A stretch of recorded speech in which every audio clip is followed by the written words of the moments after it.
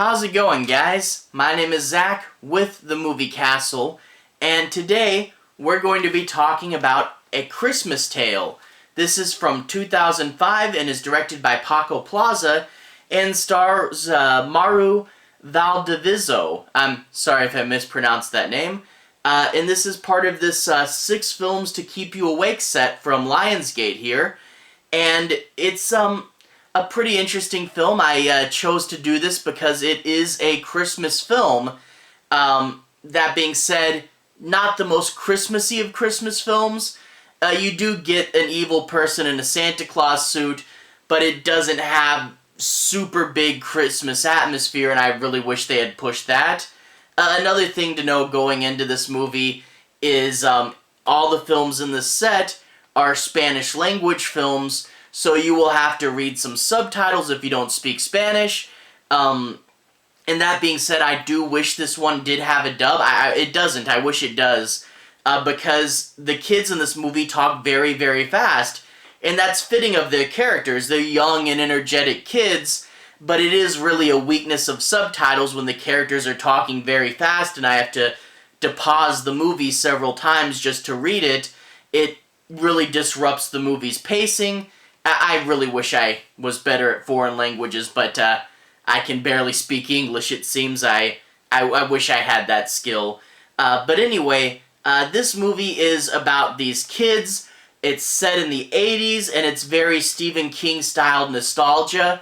You know, the kids ride on their bikes, they have their radios, and it's a little bit like The Body, the Stephen King novella. These kids, they go deep into the woods, and they find a hole where someone dressed as a Santa Claus is trapped in the bottom of that hole, and they find out that she's a criminal and are leaving her in this hole to extort her and get the money that she stole from the bank. It's an interesting concept. It kind of goes for this morality tale type thing. Some kids are on board, some kids aren't, and some kids are in the middle, and they could kind of go either way, you know? So it does go for the morality tale, but it doesn't quite push it to like the Lord of the Flies level, you know? So I kind of wish it was pushed more, but it's fine for what it is. But this is one of those movies that the last act is a little different than the first two, and personally I find the last act of this movie to be significantly better than the first two-thirds. It gets to be more of a horror movie, it gets to be more fun, and I really like the last act, and I just wish that it had shifted into this gear at the end of Act 1 rather than at the end of Act 2, and that's the fun part of the movie, and I really did like that last third. I just wish it was more of the movie. The first two-thirds are okay, but not great, and I really wish we got to that end sooner. But let's go ahead and talk a bit about the plot.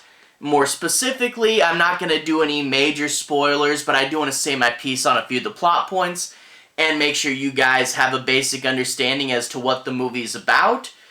We open up with a fake, old-timey VHS horror movie. Some guy fighting zombies, there's a girl in bikini armor, and there's all these weird rules to the zombies. Now, this old-school VHS movie is interesting, but doesn't come into play for most of the movie, so you wonder why they keep referencing it. We'll get there, don't worry. But anyway, you meet these kids, and every time you meet a kid, his name pops up. So it'll be the kid, and then the name really big in this graphic. These graphics are nowhere else in the movie. This isn't Scott Pilgrim versus the World or anything. It's just at their introduction, this big name splash that doesn't really fit with the tone of the rest of the movie. And also, the kids' names aren't super important. So yeah, I don't know why they made this decision. But these kids, you know, they're kind of your standard group of young Stephen King-esque kids. You have the nice one. You have the one that's a little meaner and a little more on a darker path. You have one that's obsessed with the Karate Kid and wears the headband. Very much playing into the nostalgia factor. You know, this is set in the 1980s. and you also have the group's one female character, and she's going to be the one that kicks off the plot. She uses the radio and tells the kids who are hanging out in an abandoned theme park, by the way.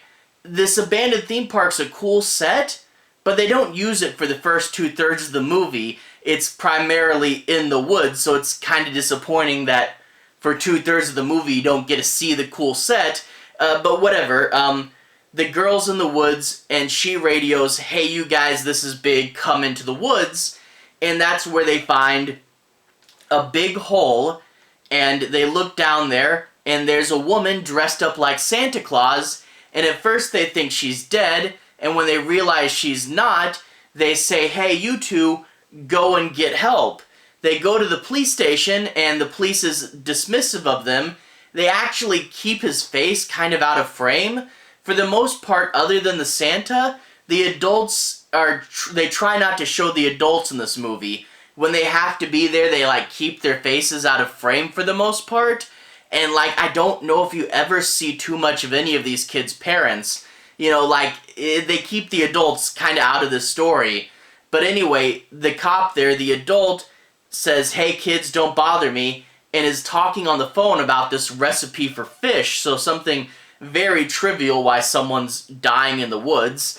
And while they're waiting, the two kids that are there see a wanted poster for the lady that's in the hole. So they run back to their friends who have almost gotten this lady out with a rope, and they throw a rock at the lady and knock her back in the hole. Quite painful. But anyway, they tell their friends, "Don't let that lady out of the hole. She's a criminal."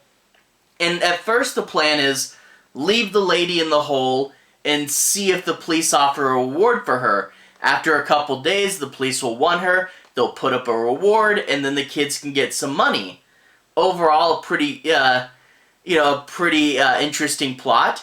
But then it heats up a little bit more. The kid sees the lady on the news the next day, and they find out she robbed a bank. She robbed a bank, blended into the crowd with her Santa suit, and got away with $2 million.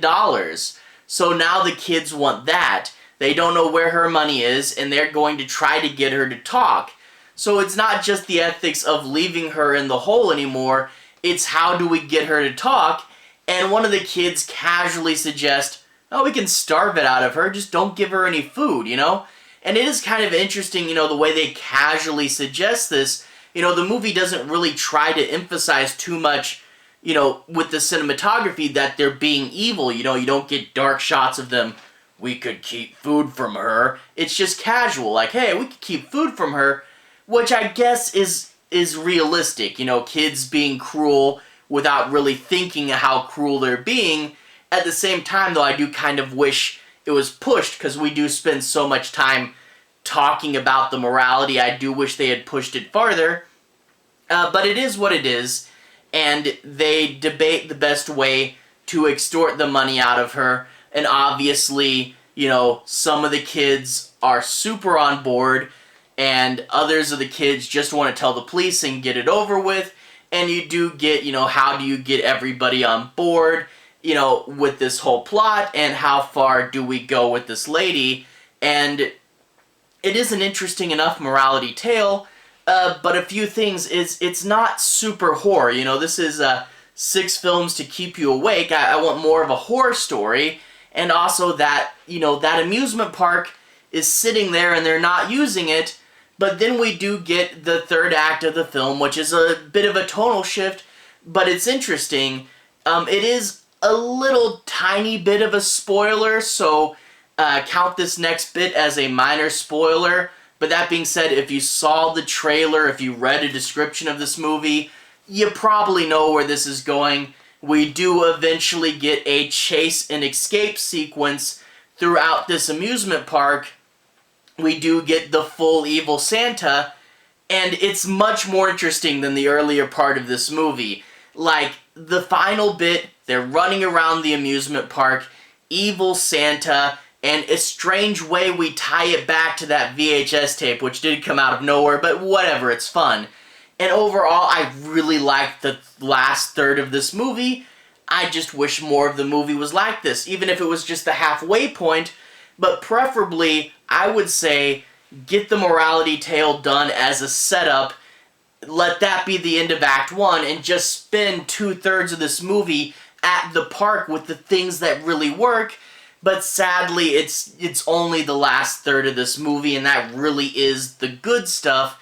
And it's one of those movies where it's okay. The first 2/3 are okay, then it does heat up to something good, and it's overall something that I wish was better. It's still fine. It's good, but not great, and I see potential for a better movie. Probably a lot of that was budget. It's much cheaper to shoot in the woods with a hole than to rent out that abandoned amusement park. So it's probably a budgetary issue. It's just one of those things that it could have been better if it was much more of a chase and escape cat and mouse style slasher more of the time, and it isn't. But it's good for what it is. And you know, I've watched A Real Friend on this set. That was pretty good.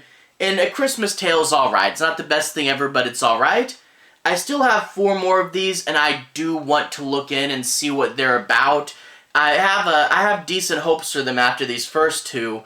A lot of times multi-packs aren't that great, but these films are pretty good, you know, and even though I had some gripes with this one, it still is a pretty good movie. It just could have been way better, and it could have been scarier, and it could have been funner, and, you know, like the Christmas elements, you know, it's not super festive all the time.